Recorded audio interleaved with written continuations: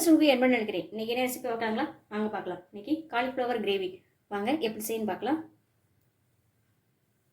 உப்பு மஞ்சள் போட்டு தண்ணி கொதிக்க வச்சு காலிஃப்ளவர் க்ளீன் பண்ணி தண்ணியில் போட்டு வச்சுருக்கேங்க. 5 நிமிஷம் ஆகுது. வாங்க எப்படி செய்யணும் பார்க்கலாம்.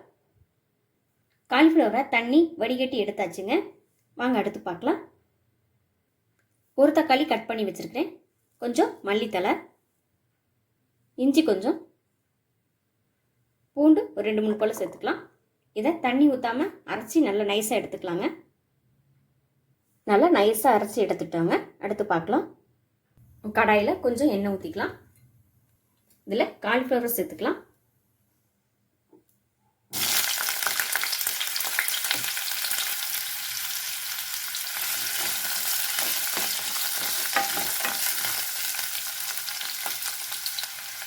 மல்லித்தூள் கொஞ்சம்,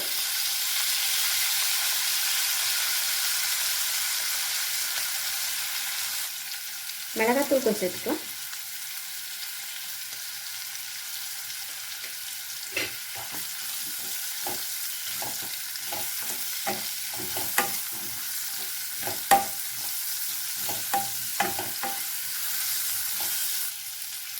உப்பு கொஞ்சம்,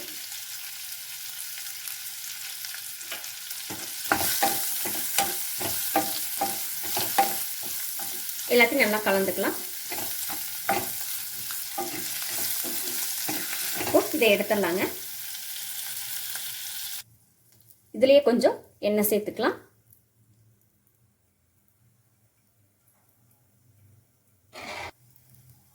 கடுகு,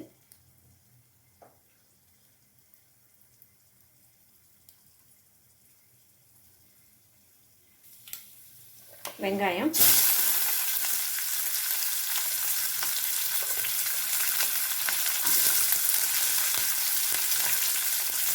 இது கருவேப்பிலை,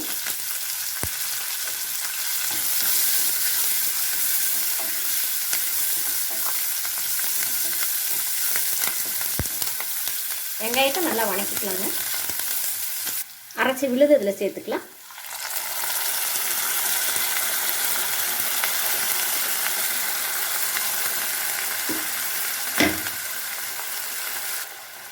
மல்லித்தூள் 1 ஸ்பூன்,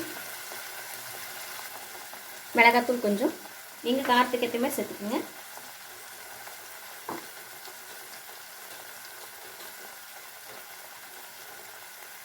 மஞ்சத்தூள் கொஞ்சம்,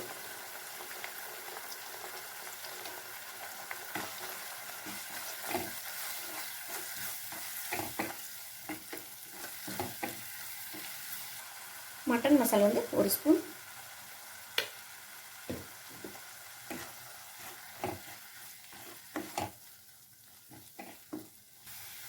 கொஞ்சம் தண்ணி சேர்த்துக்குங்க.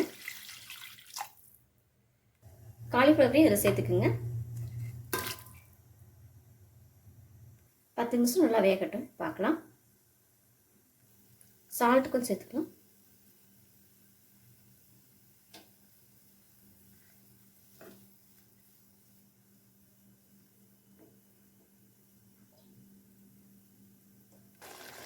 காலிஃப்ளவர் கிரேவி ரெடி ஆயிடுச்சுங்க.